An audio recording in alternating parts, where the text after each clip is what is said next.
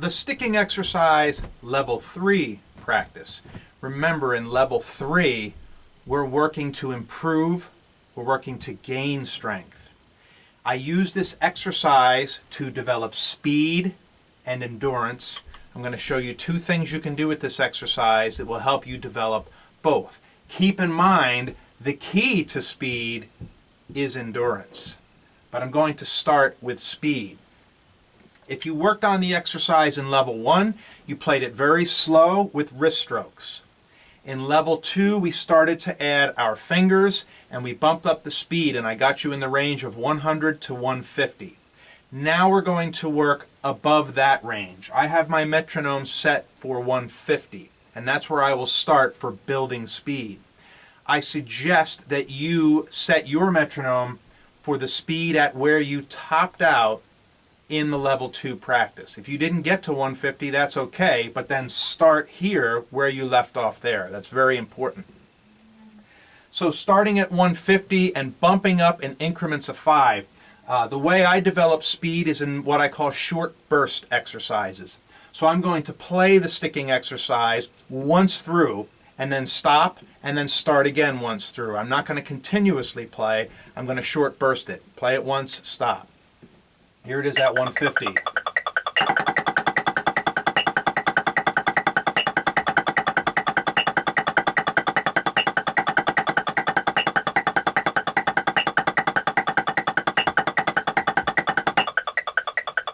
That's a short burst. Now, it's important that you're warmed up before you do this. Make sure you do some other exercises, you're warmed up, you're loose, so that you can get the most out of it. As I'm playing that, I'm making sure that I'm staying loose in my hands. You do not want tension. As soon as you get tension, stop. Tension is bad. It can hurt your muscles and cause you to go backwards in your development.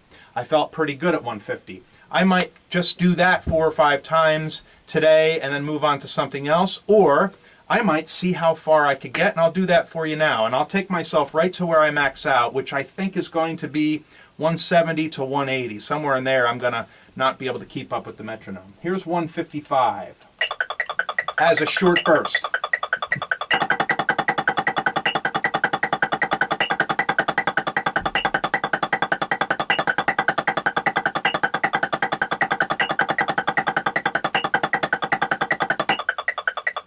Not too bad.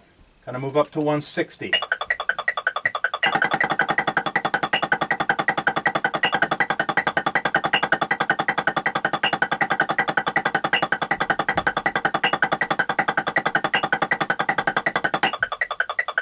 Not too bad. Starting to feel it a little bit there. I'm going to go to 165.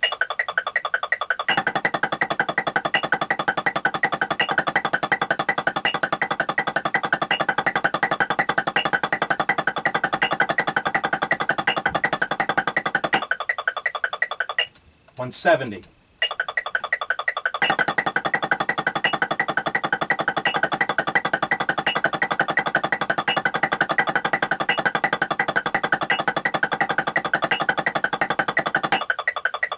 Not bad, 175.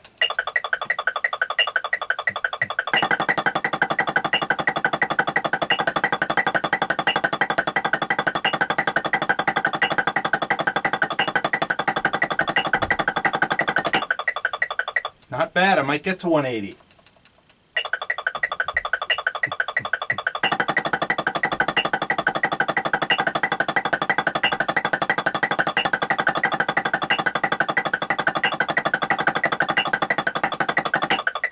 Yeah, I'm going to stop there. I could feel the tension, especially in the triple paradiddles. That's the hardest one as you get faster, you'll find, is the triple paradiddle.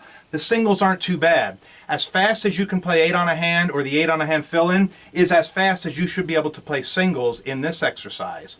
The doubles actually get easier as you go faster because you can start to actually play it as a rebound. The open roll, if you're a marching player, you know what the open roll is. You can start to employ that technique to get through the doubles. The paradiddles, if you put an accent on the downbeat of each paradiddle, that's going to give you some momentum to keep those paradiddles moving. But the triples are the tough one. Anyway, that's how I would work on building speed in level 3 with this exercise. Short bursts. And again, you have to know your metronome, you have to know your speed. I hope you can play a lot faster than I can. That would be fantastic. From 180 for me, based on the tension I was feeling, I'd probably back down to 175 and start moving up in single increments. 76, 177, 78, 79, 8, like that. And whenever I felt tension, I would back down. Again, the short burst version of the exercise. Now, the endurance part of the exercise. I studied with Joe Morello. He wrote the book Master Studies back in the 90s. He's a fantastic drummer, known for his jazz playing with Dave Brubeck, but actually he was really, what he was great at was his technique. Incredible hands for that guy. But he shared with me a formula for speed, and his formula was precision plus accuracy equals control plus endurance equals speed. And by that what he meant was precision, meaning precise muscle motions, playing correctly, precise muscle motions, plus accuracy, meaning playing the music accurately. Whatever the exercise is, you're playing the rhythms accurately. Those two added together give you control. Control of your sticks, control of your muscles, control of your music. When you add endurance to control, you get speed. But there's something you need to know about that. Endurance takes a long time. Marathon runners don't just get up and decide they're going to run a marathon. They train months and months in advance for a marathon. And they start out with short range running, 1 mile, 2 miles, 3 miles, 4 miles, 5 miles. Sprints they'll mix in, 6 miles, on and on and on. They build themselves to get to that benchmark of the marathon. Same applies here, and that's the concept of practicing for endurance. So I'm going to show you the way Joe showed me to play this exercise to build endurance. What you're going to want to do is play it at a level 2 tempo. And by that I mean find a tempo that's comfortable for you, that's not too fast and not too slow, because you're going to be playing the exercise for a long period of time. You may want to put yourself at a tempo right where you start to feel that you're pushing yourself. But don't put yourself in a position where you could become tense and cause damage to your muscles. So for me, that might be anywhere from 120 to 150. I'll set it at 130 right now. That would be my tempo for an endurance session on this exercise. And what he said you should do is you should play the exercise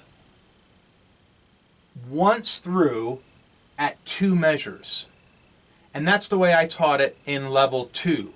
2 measures or 8 beats. And you're going to repeat that and play it 4 times, just like I demonstrated in the level 2 video. 4 times through it at 2 measures. Singles, doubles, paradiddles, triple paradiddles, without stopping, continuous. After you get through it 4 times without stopping, you're going to add another measure so that you're playing 1, 2, 3 measures. If my board went on, I'd draw another measure of 16ths. And you're going to do 3 measures of all the stickings 4 times. Without stopping then, you're going to go on and add another measure. So you would have 4 measures. So you would play 4 measures of 16th notes, single, double, paradiddle, triple paradiddle. After 4 times of that, 5 measures. After 4 times of that, 6. 4 times of that, 7. 4 times of that, 8 measures, 4 times, and stop. That makes for a long exercise that will take you anywhere from 15 to 20 minutes to play, depending on the tempo you choose.